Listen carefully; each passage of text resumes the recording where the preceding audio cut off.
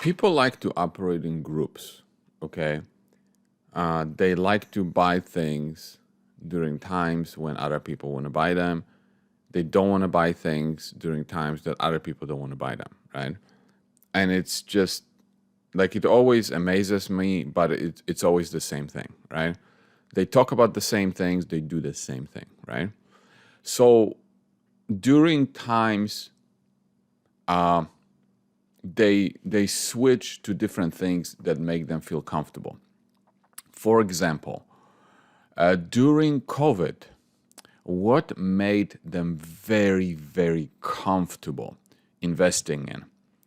Well, the COVID stocks, right? The Amazons, the Netflix, the Zooms of the world. That's what made them comfortable because 3 inches in front of their face, those stocks were benefiting from COVID. It didn't matter valuation. It didn't matter what was going to happen after COVID. That's what made them comfortable. They were reading news and they were piling into the same names. And how did this work out for them? Well, if you look at Netflix, it originally did well, right? It went from 300 something. It originally did well. It went 100%. They felt wonderful. And then what happened then? Then Netflix stock went down 75%. And now Netflix stock, even after it went up significantly, it is still pretty much at the same level that it was when COVID started. So all this comfort and benefit didn't do anything, right? But they were comfortable. The same thing with Zoom. Look what happened to Zoom. Look how comfortable they were investing in Zoom and how great they felt when Zoom went almost over 600%. And how did it turn out? Well, now Zoom is down almost 90%. Now, we're not talking about some micro-cap company. We're talking about right now $18 billion company, right? Then we had Amazon. Well, how can you go wrong with Amazon, right? So the same thing, right? During COVID, Amazon goes up over 100%. They feel great, right? They feel great because they went with everybody. And then, of course, Amazon goes down more than 50%, right? So this is an example of, feeling comfort, right? And now we have a situation where we switched back and we are all into discomfort, right? What is 3 inches in front of our face? And I hear it every day, and I am sick of hearing this every day because in my heart, my entire life, I'm a contrarian. I'm not trying to be a contrarian, but I just don't go with the crowd. Like when the crowd says something, I'm like, no, I'm not interested, right? And so today they're talking the same thing again. Recession, interest rates going up. So as a result of this, the comfort is to not do what probably will deliver fantastic results. Now, remember recently, a year ago or something, maybe a little bit less than a year ago, what was the comfort trade? There was one comfort trade like you could not get away from. Oil stocks. Oil, right? During COVID, nobody wanted to talk about oil, right? Because it was 3 inches in front of their face. Oil was bad because we're staying at home. We're not driving. Oil is bad. Oil went negative. Then, all of a sudden, oil became hot. And you could not go one day with someone trying to convince you that you need to be in oil stocks. I mean, it was ridiculous, okay? You had to be in oil stocks. And, me being the contrarian, I made this video. So let's have a listen to this video.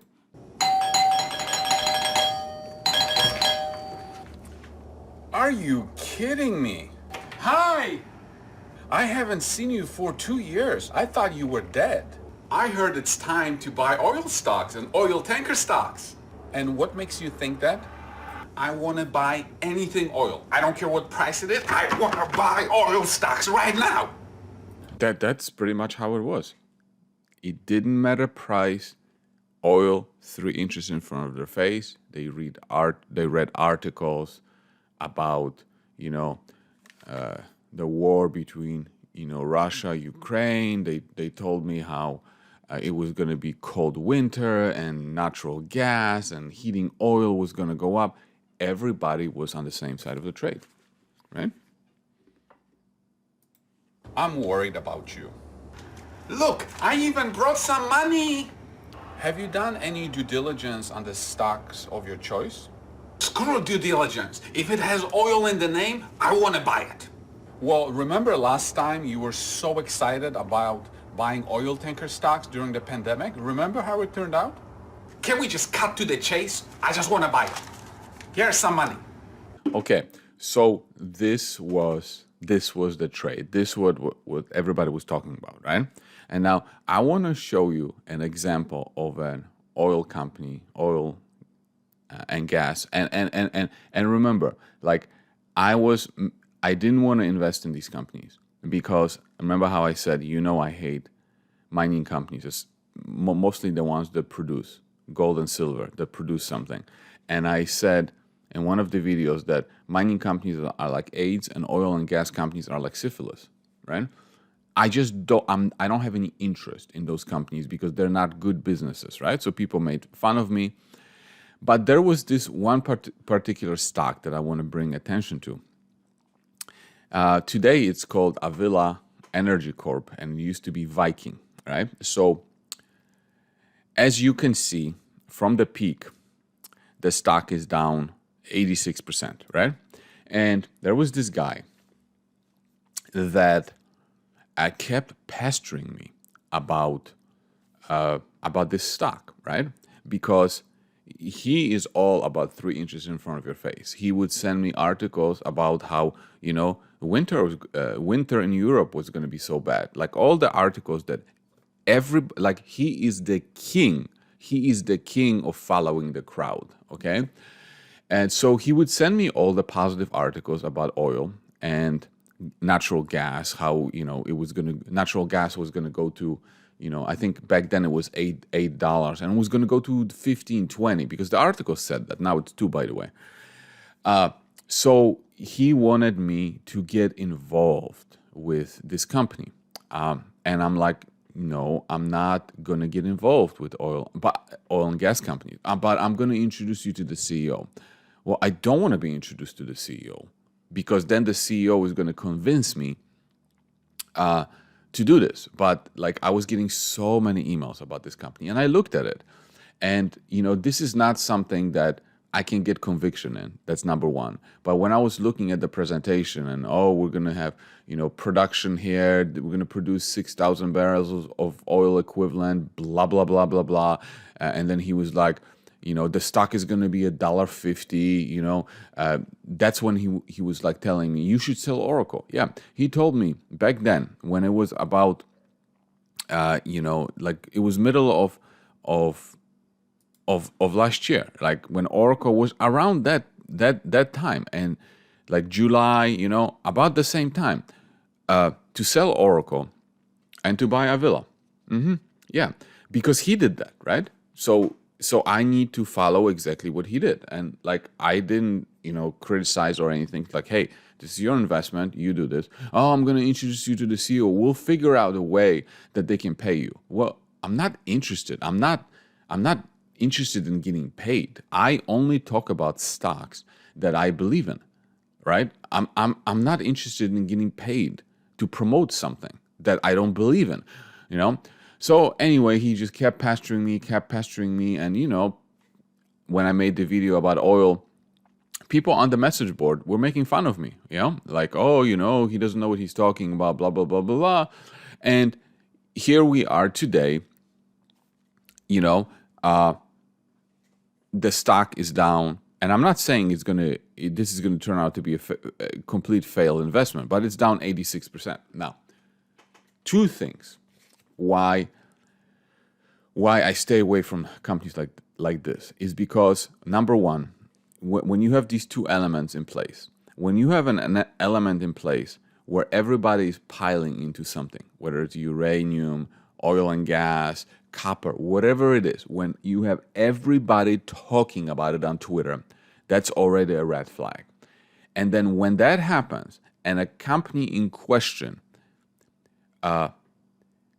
doesn't deliver, and then the macro for that industry changes, the stocks like this get absolutely decimated, right? And that's what happened here, is that the oil trade went the other way. The macro for oil changed, right? Because oil went below 100, natural gas went from like $8 to $2, and as a company like Avila didn't deliver on the promises that were told to investors. And of course, the stock got punished, hammered, and so I'm telling you about this because there is a price for comfort, right? The price for comfort, going when the articles tell you to go, going where everybody else wants to go, okay? You pay the price, a steep price for this when things don't go this way. And we hear an example of Avila. We saw an example of what happened to Netflix, Zoom, Amazon. You can list those, right? Now, what happens when everybody is afraid to go somewhere because 3 inches in front of their face, they're petrified. They're petrified of everything. They're petrified of breathing. They're petrified to buy anything but super quality names. Now, when I wrote this book, okay, the kind of companies that, especially the big ones, this is how to profit from coronavirus recession. I included super high quality companies when it came to the big names, Berkshire Hathaway, things like that, super quality names. Because during the coronavirus sell-off, people were selling everything off, everything, okay, including the good quality names. Where do people find comfort in today? Those super quality names. Everybody is piling in to those super quality names that are profitable, established, and you look at the PE ratios of those companies, they're like in the 30s and 40s. They are piling into those names the same way they were piling into the Netflix of the world, Zooms of the world, Amazons of the world, right? This is what gives them comfort today. Now, if history is any guide, how do you think this is going to work out for them? And how do you think it's going to work out with the names that they refuse to buy today?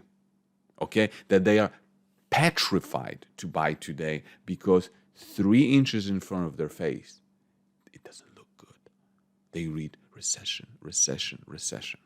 So it is up to you what you want to do.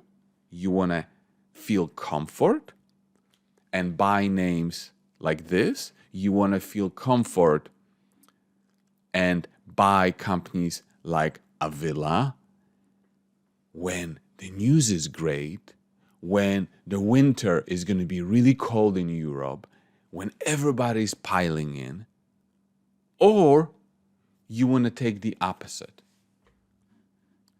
The choice is yours.